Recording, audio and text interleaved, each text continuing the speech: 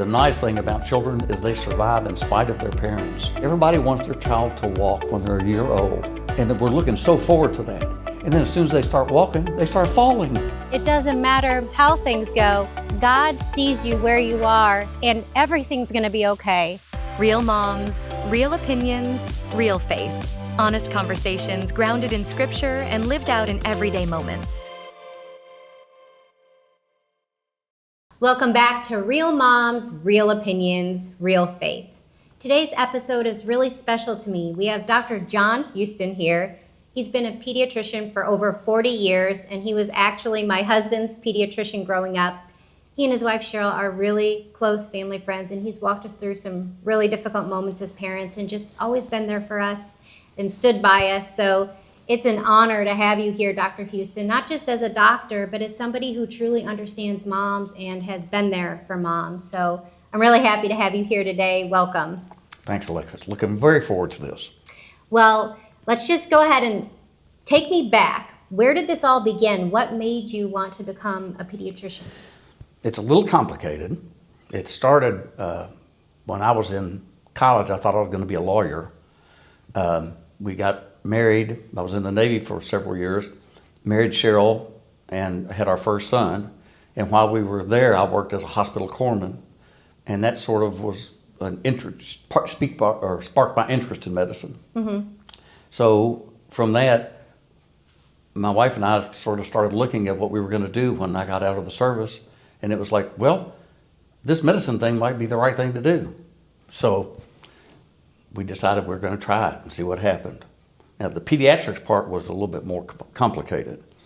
When we were in medical school together, of course, we had a child then too. But I think it was our third year of medical school, I did a rotation in pediatrics, and I was involved in the cancer part of pediatrics at the time. So I was taking care of kids that were bone marrow transplants and had leukemia and stuff. After about 3 weeks of doing pediatrics with the cancer service, I was going to work earlier, coming home later, and was in the best mood I'd been in since we started medical school. Mm-hmm.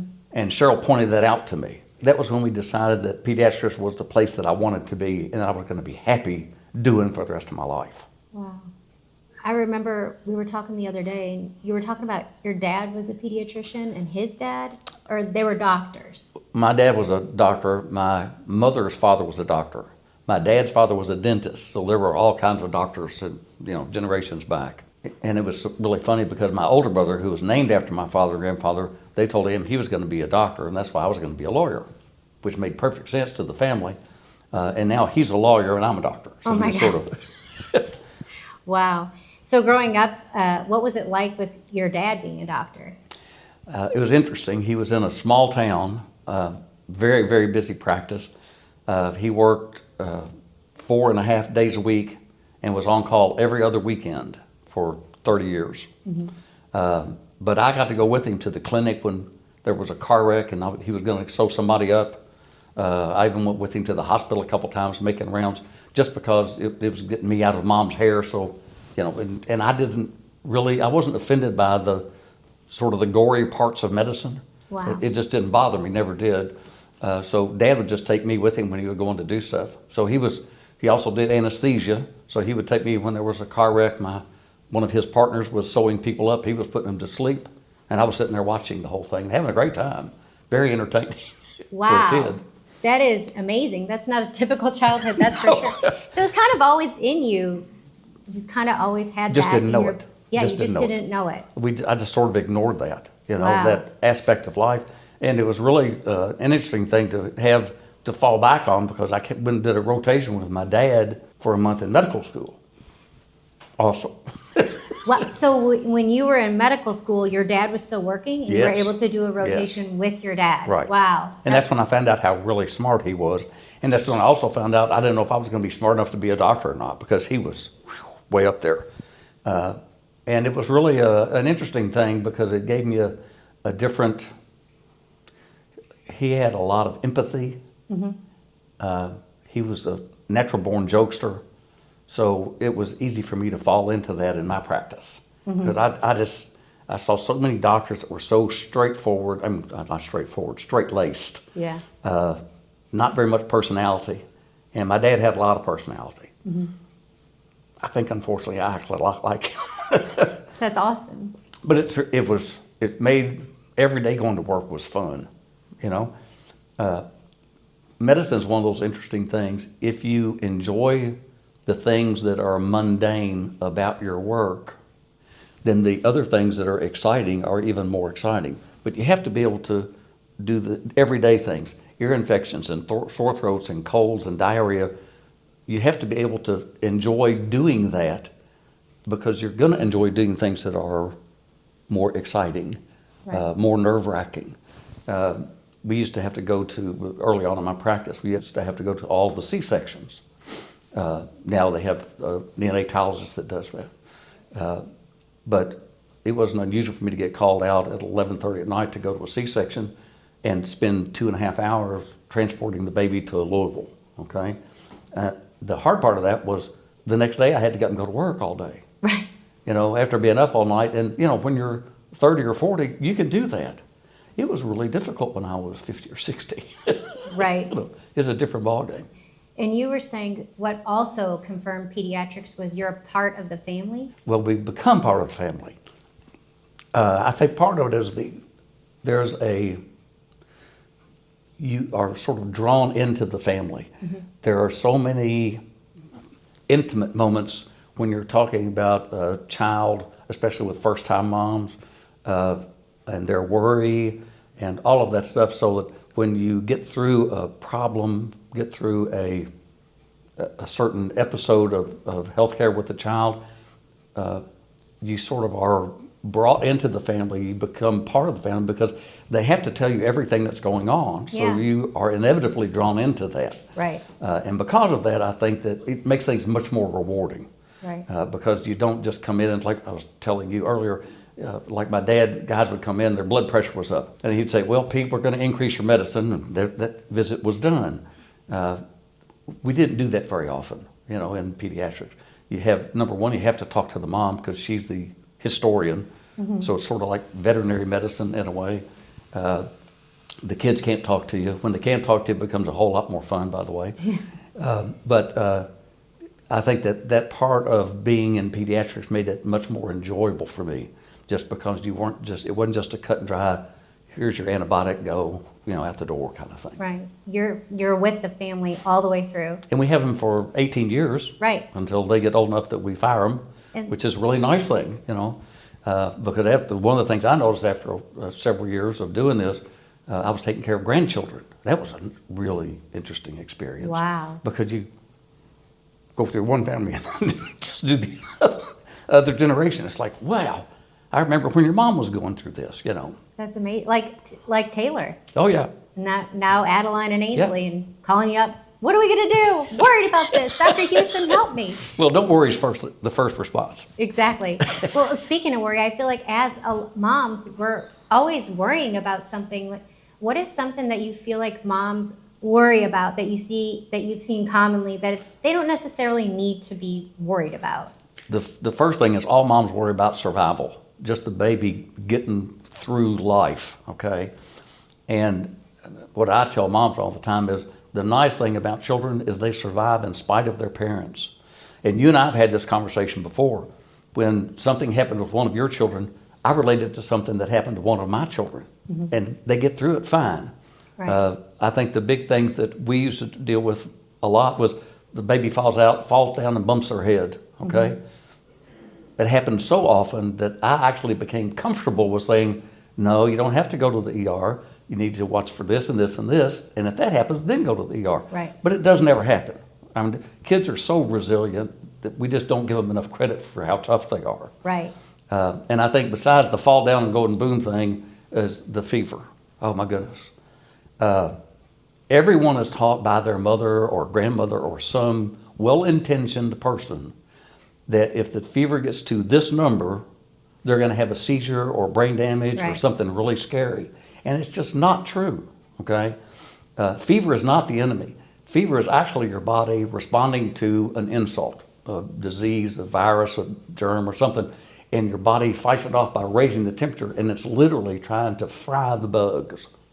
When I worry about fever is when the fever goes up, which in all illnesses, lots of illnesses they do, but when the fever comes down and they still act like their fever was 105, that's when I'm concerned. Right. And that's what I want moms to know. It's not the fever. Right. It's how they act when their fever's gone. If they're still acting really sick when their fever's gone, you should be concerned. That's a big red flag. But a high fever, it's going to go away. You don't have to put them in the bathtub. You don't have to rub them down with alcohol or any of that kind of stuff. The fever's going to go away, okay? And they'll be fine after the fever's gone. Is there like, have you ever seen a fever go to like 106 or something 106 crazy? is the highest I ever saw. Wow, what was that? What happened with that? It was, believe it or not, the child had the flu. A straight up flu. We tested them and everything. The temperature was 106, and the child really, when mom called me about it, the child was really lifeless acting. Wow. So I said, okay, take their clothes off, give them some water, give them some Tylenol, and in 20 minutes, and of course I just stayed on the phone with her. But in about 10 minutes, she said, oh, he's fine now. And it went down? Oh yeah, it will. It always goes down. It always goes down. Wow. It never stays up. That's amazing. See, I've called you panicking at like one, well, now I don't, right? Like we were talking about with the second kid versus the first kid. Oh, yeah. The fever is 103.8. Yeah. It's 104. Do we go to the emergency room? And just by the fact that you were calm on the other end, and I know you knew what you were doing, calmed me down. Being calm is everything. It's reassurance. Moms call doctors for us to tell them, do you need to worry or do you not need to worry? Right. Okay? And when we tell you to worry, you probably need to worry, okay? Right. But for the most part, most of the things that we deal with, especially with children, again, they're so resilient. They get well quickly. They get sick quickly, but they Right. also get well quickly. Right. And because of that, I think that my job was always to tell moms, relax. You can talk better to me if you're relaxed, okay? I get more information if you're relaxed. If you're upset, you're not going to tell me everything I need to know. But even in spite of that, 99% of the time, babies can be fine. Mm-hmm. They just are. And that's a great thing. Has there been moments in your practice where immediately they brought a kid in and you knew this is an emergency, this is something to worry about? Absolutely. Years ago, we dealt with some real serious illnesses that you don't have to deal with now.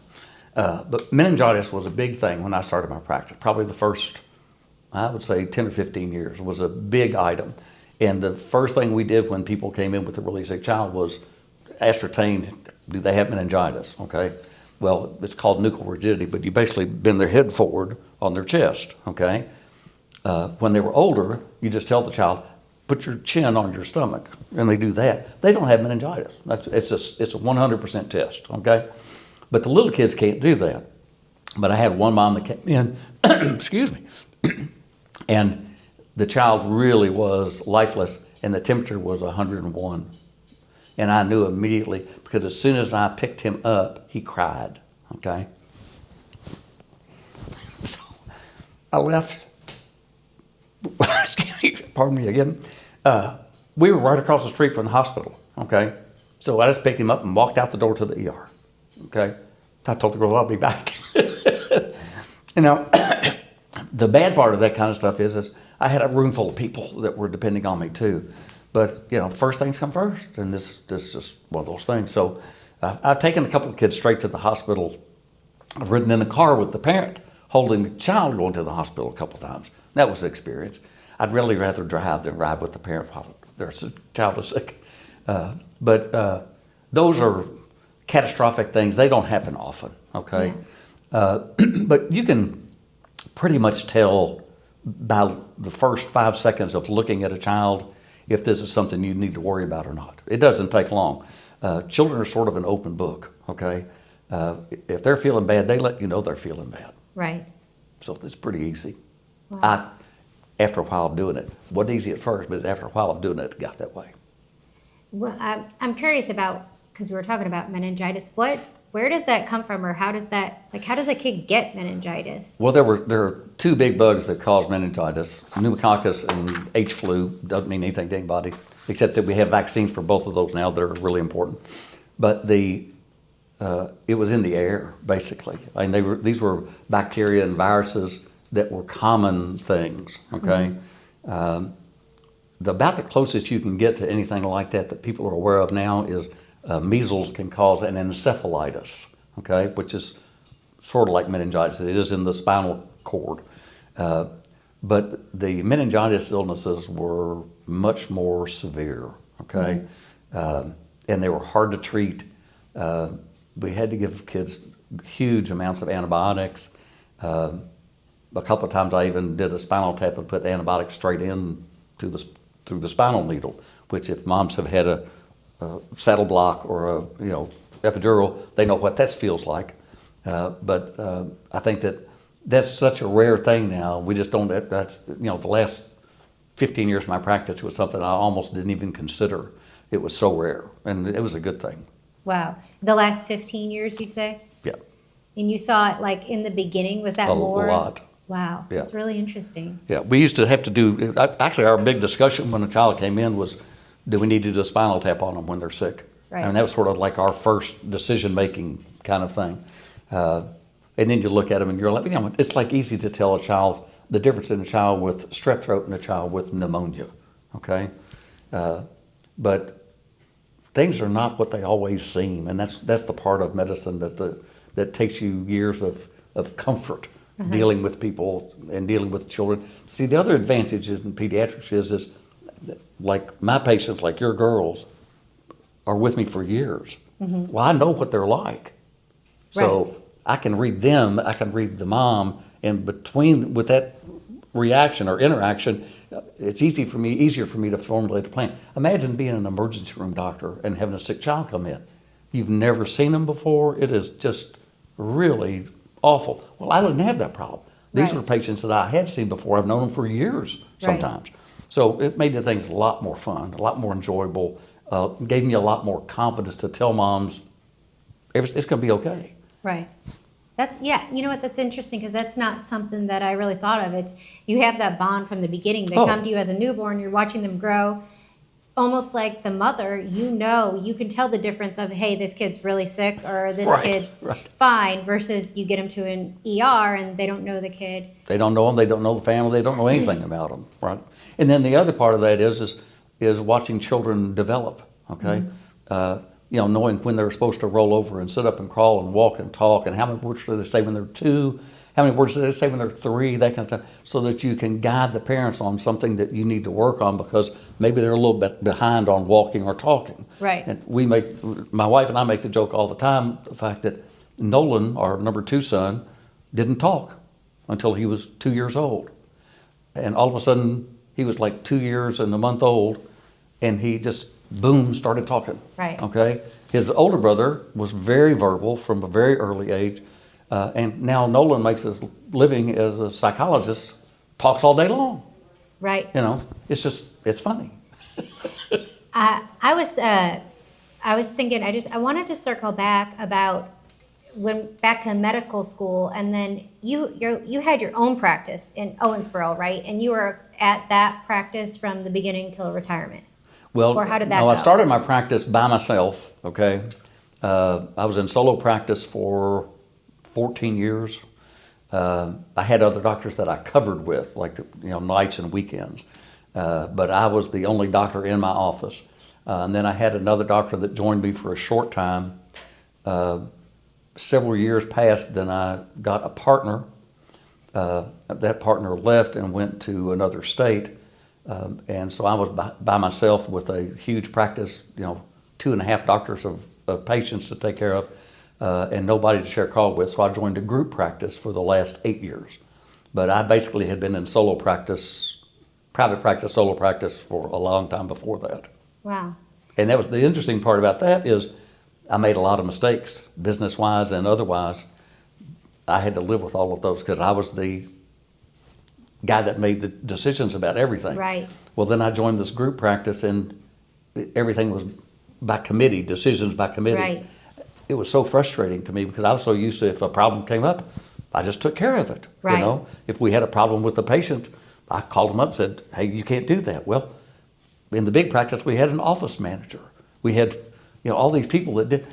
It's like, really, this is sort of nice. I wish I'd done this earlier. Yeah, right. It's probably, you're like, okay, I don't have to take the weight of all this. Exactly. The hammer's not coming down just Exactly. on me. And like, could you say if you had a sick kid that came in, as doctors, did you guys ever bounce things off of each other? Oh, yes. And I had a couple of doctors in town who were seasoned, okay? We consider them older now. I'm that age.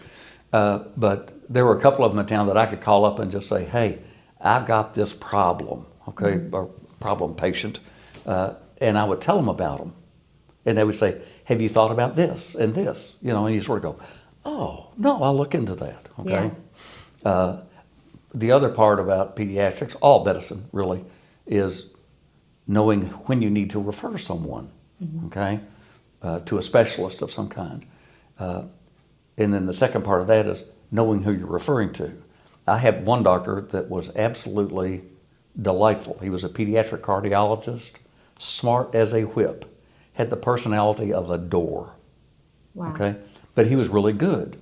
So if I was referring one of your girls to him, referring you two guys to him, I would say, Alexis, I'm sorry, this guy is not friendly, but he's really good, you know? So just know when you go in. But if I told you that before you went to see him and you met this guy and he was a horse's butt, you'd sort of go, okay, I Right. can deal with that. You're prepared. So that was part of that's part of that. I consider that part of my job, not just knowing who to send you to, but being able to talk to that person after he'd seen you and know that he's going to give me feedback about your care and the kids and how they're doing, that kind of stuff. I was thinking in the beginning of your practice, and we talked about meningitis and how you saw that and you kind of saw that trend decline. In the last years of practicing, was there a trend that you saw more frequently of things with kids coming in with, or moms coming to you with? I think the over the course of my practice, there were two things that were noticeable, okay? Number one was the increase in kids that had autism, okay? And of course, we've not found the reason for autism, even though RFK tells everybody that he's going to have the answer in September. That's not going to happen. It's been around too long, and it's much more complicated than anybody gives it credit for. That's one item. The other item is, I think had been more of an emphasis on children's mental health, okay? Your husband Taylor can vouch for this, that when we were growing up, if you were feeling bad, you were sort of told to get over it, Right. okay? I think the last 20 years of my practice, maybe even longer, you look for mental health issues in children so that you could direct people to get some help, to talk to people, not necessarily a psychiatrist, but at least a counselor if you're having an issue. Most common issue in childhood is divorce, okay? Well, at what age do you tell a child to go see a counselor? A 3-year-old is not going to go see a counselor. Right. I'm sorry, it's a complete waste of time and money for both parties. But if you have an 8-year-old, the family's going through a divorce, oh my goodness, yes. You know, if you have a death in the family, send them, okay? It will pay dividends. They might not have any issues at that time, but it's the kind of thing that will come back and bother them when they're teenagers. Right. You know, when everybody's going through all the angst of teenage, then you all of a sudden have these other issues that pop up again later in life. And they're related back to some of these issues when you're Right. younger. I think that was probably the hardest part for me, because we got very little training in mental health. Right. Okay, I mean, believe it or not, we had a whole class on death and dying. Okay, we didn't have any classes about obsessive compulsive disease and depression and anxiety. You learn those as you're working. That's not a good way to do it. That's not true now. That's a part of every medical school curriculum now, but it wasn't 60 years ago. That's so interesting. And so, like, ADHD and all that. Oh, You said ADHD. See, I thought ADHD was entertaining. I've told you this before. I have ADD, okay? I have a little OCD, and I'm fine with that. I mean, I've operated. It makes my wife crazy sometimes, but it's okay. But ADD was one of those things. To me, ADD is on the big continuum of things. There's very mild ADD. There's very severe ADD. there's very mild autism, there's very severe autism. So I think this is a huge spectrum. And I've always treated the patients, if you think about the medicines that you give them, you treat them a lot similarly. Right. They do counseling, okay? Well, if your ADD medicine doesn't work, then you need to couple that with counseling. Well, if your child has autism, you get them into treatment. I mean, they have therapy for that. Right. But they also can use some of the medicines that we use in ADD and Right. be helped. So it's not a cut and dried. It's not like if you had strep throat, I can give you amoxicillin, you're going to be Right. well every time. Okay, and those are the parts of medicine that are difficult for us to deal with. Doctors are people that like to fix things. We like to put them in a little pigeonhole and say, "You've got this, and I do this. It's over." Well, everyday medicine is really not that way. Okay. Now there's some that are, if you have gallbladder disease and you need your gallbladder taken out, well, that's Right. pretty straightforward. Right. But the bulk of your day is not that. Okay. Right. It's dealing with people. In my world, it was. Yeah, it's like you're not just playing doctor, you're also playing a psychiatrist There you and go. all these different things. I guess if you looked at a surgeon, they're going in there to perform this surgery. Their specialty's not necessarily in worrying about. Well, and of course, and we as general doctors, we have a couple of nicknames. Okay, for orthopedic surgeons, we call them carpenters. Okay, they use hammer and nails and drills. Okay, Right. The same thing with urologists, we call them plumbers. Okay, but they have to know their area really well. Right. Okay, but we sort of have to know a little bit of everybody's. Okay, and again, finding the right guy to talk to if you're having an issue with the patient makes a lot of difference. Yeah, that's so true. Well, I was thinking about in terms of the fact that you do play all these roles and you're just basically walking alongside the mother through everything. You're the mom's support system. What, from your perspective and everything that you've seen, what does a good mom look like to you? Like if you're like walk out and you're like, hey. I'm gonna draw my perfect mom. Yeah.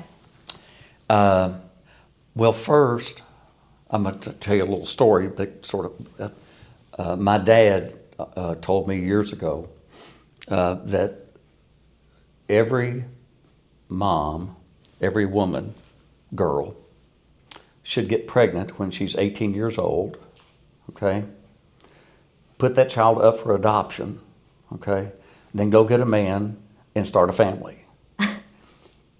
And his humorous part of that story is that if you survive the first child, okay, then doctors don't have to answer any questions because moms are pros, Right. okay? So after surviving one child, put it up for adoption, then go get married and start a family. He said it'll make our life so much easier, Right. okay? So I guess there are two questions you asked me. A perfect first mom, okay? First time mom is one that asks questions, okay? I always was entertained by moms who would say, I hate to ask you this. Well, I can't help you if you don't ask that question. Right. So asking questions is what moms should do, okay? Now, if you're a second or third time mom and your child has a temperature of 102, I don't expect that phone call at midnight. You know what I mean? Right. So it's really, first time moms need to be really invested. They don't have to be helicopter moms, but really invested. They read and ask questions. And that's not the same as Dr. Google. I'm not a big fan of Dr. Google. Right. But reading and learning from other people is really helpful. I think after that, I think it's letting moms know their children are going to be okay. They can go out and run in the backyard. They're going to trip and fall and chip a tooth, or they're going to step on a thorn and get it in the bottom of their foot.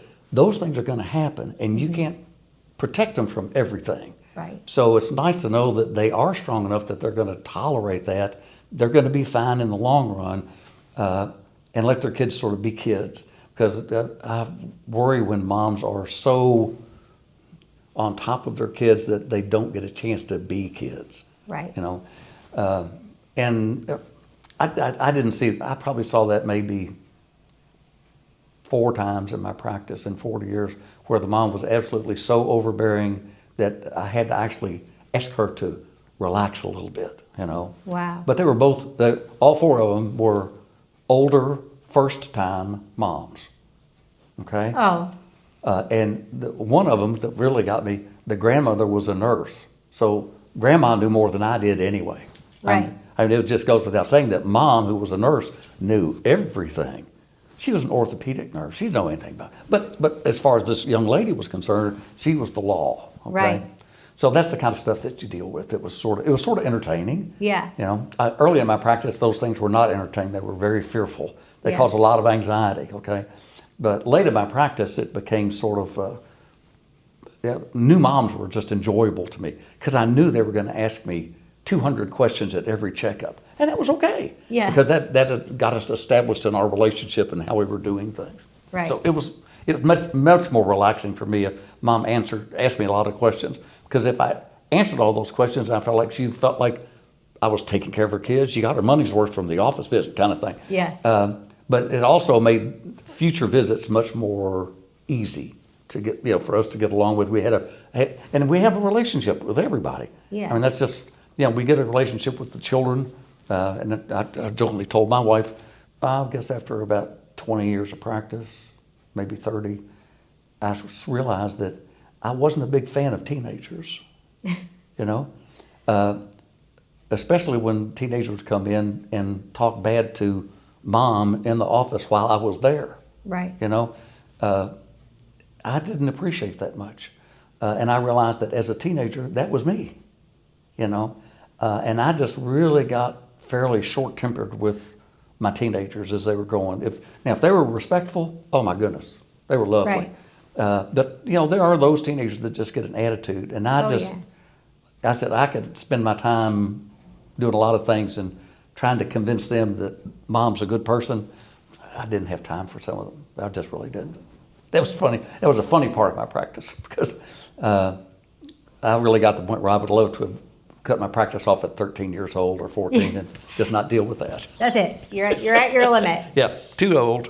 Well, I feel like as a mom, and we talk a lot about first-time moms, I questioned myself as a first-time mom a lot more. Everybody does. Than Everybody I did does. Once, our second daughter came along, Sure. Ainsley, and, I remember when Adeline, she climbed in the crib with Ainsley, and then she Pulled her out of bed. pulled her out of the bed and jumped out. And I'm like, I literally walked away for a second. I'm like, oh my gosh, I called you, and you're like, what were the things that you were telling me? Okay, she's not vomiting. No vomiting, knows who you are, and no seizure. Those three things are the things that you're basically looking for. If those Yeah. three things happen, you go to the ER. Yeah. Okay, but they very seldom do. They really do.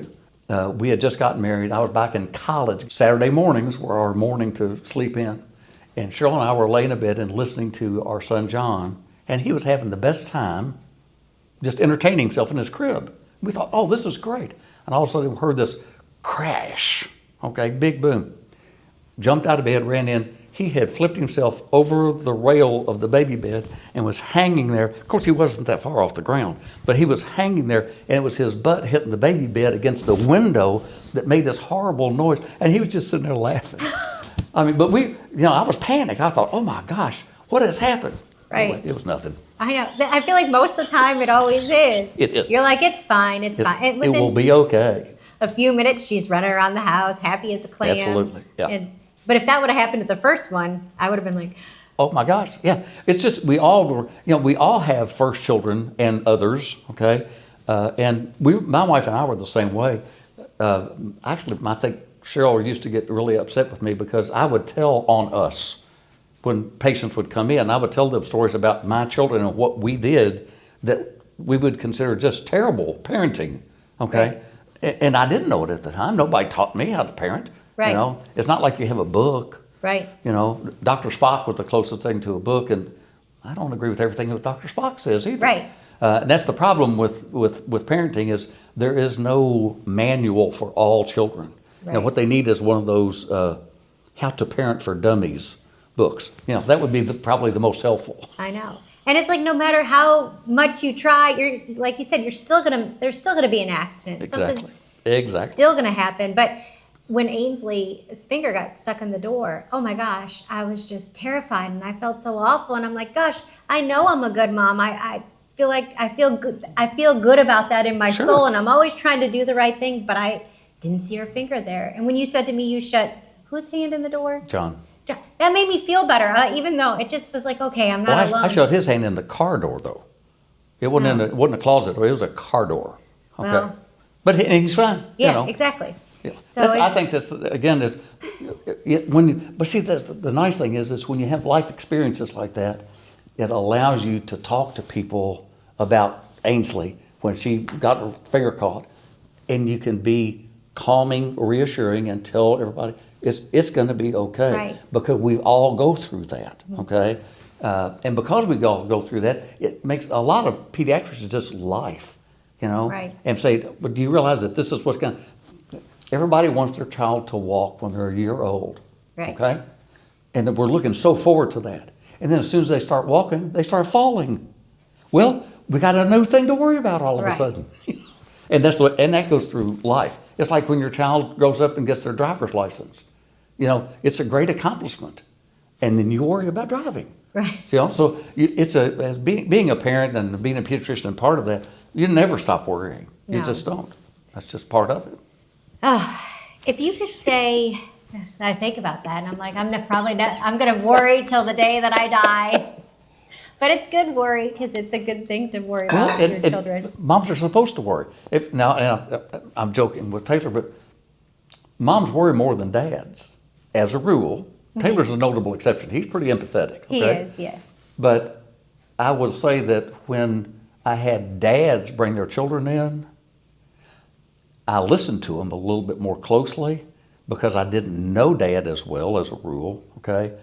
And if they told me that they were worried about something, I was sort of going, well, maybe I really need to look at this. Right. You know, it would give you a little different slant on things. Yeah, that's true because we tend to get more hyped up. Right.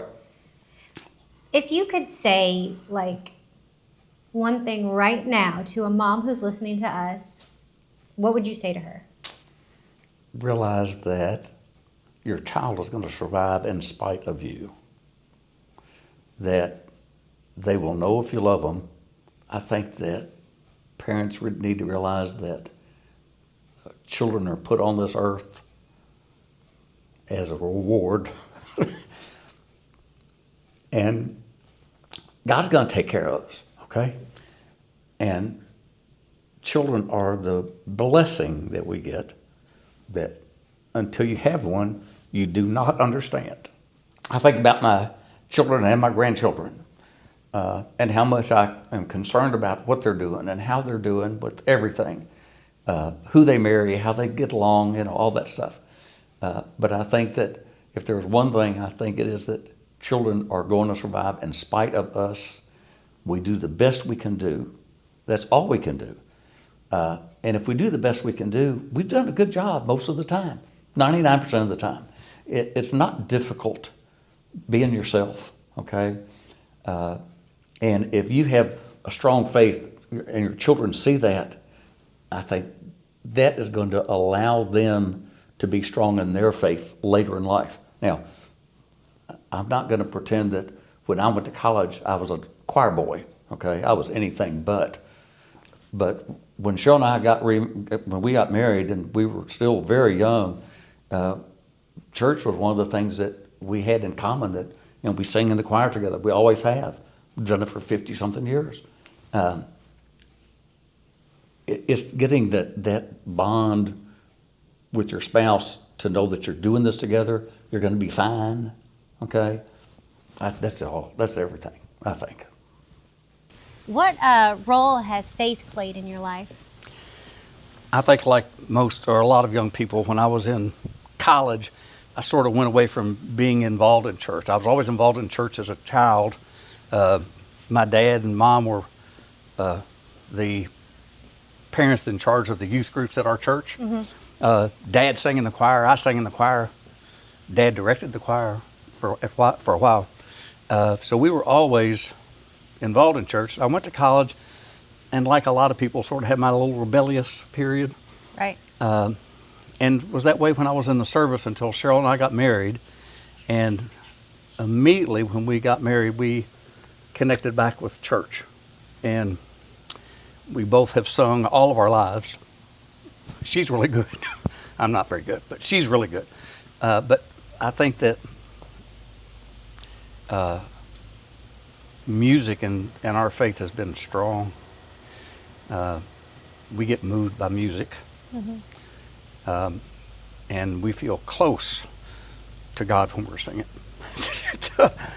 It's just been an integral part of our faith. And then we've been churched ever since. We've gone back and forth between a couple of denominations. I grew up as a Disciples of Christ Christian Church. My wife grew up as a Methodist. And so we've gone back and forth. And there are two factors involved in that. One is the preacher and one is the music program. Right. Because that's important to us. And because of that, we have changed denominations a couple of times, but we're with the Methodist Church here in Naples, and we're with a Methodist church at home. And we're blessed that both of them have tremendous ministers, and they have really good music programs. Right. So we get involved with that, and I think that's something that we have always been able to sort of hang our hat on. That sort of locks our faith into us. If that makes sense. Absolutely. That's what bonded Taylor and I. We met at church. Yeah. That's the foundation of our marriage. That's what every decision comes from. Right. Every And tough decision, if you ever get a conflict, faith brings you back together because you have something real. That's right. To hold on then to. Also, faith was an important part. I was not above praying for. I don't pray for outcomes. It's like if I was playing baseball, I didn't pray that I was going to hit the ball when I was batting. Okay, I prayed for be given the ability to play ball. Okay. Right. So at work, I prayed for knowledge and sympathy. But I didn't pray for. I don't pray for people. And at this one instance, it was like I was praying to help me do my job correctly. Right. Because I felt like if I did my job correctly, God was going to take care of it. So I didn't worry about things as much. Right. And I think that made every day pleasant. Okay. We really don't control very much anyway. Mm-hmm. So all we can do is the best we can do, just like being a parent. Right. Okay. You do the best you can do, and God will take care of the rest. It's true. Pretty good. That really resonates with me. The other night I was rocking Ainsley and putting her to sleep, and I think as I've grown as a mom, and I worry less, and I started to realize it doesn't matter how things go. God sees you where you are, and everything's going to be okay. And because he sees us no matter what it is. all the he's different in control. stages of our life. Right. There are some times when I feel very devout, and there's other times I sort of go, not so much. Right. But God likes all of us all the time. That's the thing. And of course, I joke, we used to have a Bible study for several years with 5 other couples, and I always told them, I said, after studying the Bible we had this group together for over 7 years. I think the one thing that helped me as much as anything was if I was an Old Testament believer, I don't think I could have existed under all of those rules and been happy with myself. Right. But God took pity on us and gave us Jesus. We need it. Amen. Absolutely. Thank God for that. Oh, isn't it the truth? Gosh, it's just amazing. It really is. I think about, so many different things and everything that we've talked about today, and I'm going to get emotional. I just feel honored to be doing this with you. You're so much a part of our lives, and we just feel so blessed to have you in our life. Thanks for welcoming me into your life. It means a lot. It really does. I used to call you so much at the beginning, and you'd say, "There's no question, wrong answer, no question you can't ask." That's right. Nothing. And it always made me feel good. And well, but if I know where you're thinking, what you're thinking about, then I can be helpful. Okay. Right. But if you're just upset, I'm not very good at that. Right. So exactly. I try to get everyone. When I talk to moms, my goal was to try to get mom to relax, calm down, and talk to me. Think about what you're saying. Think about what you're asking, and then we can work with it. Right. So true. I've grown as a mother. Oh my gosh! You've helped me grow. The difference in 3 years ago. Oh my gosh! Yes. Every crazy? little thing had to be just right, and Oh my God, I look at it now, and you know, I one consistent prayer that I've kept is just, God, please give me the wisdom to know how to meet their needs. Right. That's it. And I feel like I just keep praying that in my head every day, and I'm like, okay, He's going to give me the wisdom to know what to do in whatever situation comes about. And then, of course, having you and my husband and everybody else in my corner, you know, Well, see, but I that's what think you need. Every mom needs a village. That's right. But I think that's what one of the things about pediatrics is you get to invite it into families. It's just a great feeling. You know, just being able to contribute to a child's well-being and realize that they're because you helped mom do her job, they're going to be okay. That's Right. pretty sharp stuff. Amen. That's awesome. Well, when you look back on your career and 40 years in pediatrics, what would you say you're the most proud of? I didn't mess up very much. Okay, it's one of those things that if you go to a doctor and he says he never makes a mistake, he's lying. Okay, we all make mistakes. So I think part of it for me is if I messed up, I owned up. Okay, and I think that helped me during some bad times when things were not well, because I had no problem telling somebody that if I mess up, I just messed up, Right. But I didn't do it often, and Right. that was what I studied hard. Okay, I always did a lot of CEUs, trying to keep my knowledge up and staying abreast of things. 40 years of medicine, there's a lot that changed in 40 years. A lot that changed. I was raised in the time when all of our children were told to sleep on their stomach. Okay, and when the study finally came out that somebody studied this and found out that the incidence of SIDS goes down by 50% with kids on their back. Wow. We were just astounded because, to my logic, having them on their stomach, if they throw up, they just throw up. If they're on their back, they're going to choke to death. No, they don't. Wow. But that was a hard concept. But that was such a huge change. Well, there were a lot of those in 40 years. So my goal was I wanted to try to stay current. Okay, and my doctors in my office helped me a lot with that, and try not to mess up too often. Right. I would like to know that if somebody was going to say something about me, they would say, "He did a good job." That's all. Wow. I'm Alexis. Thanks for being with us on Real Moms, Real Opinions, Real Faith. Stay tuned for the next episode.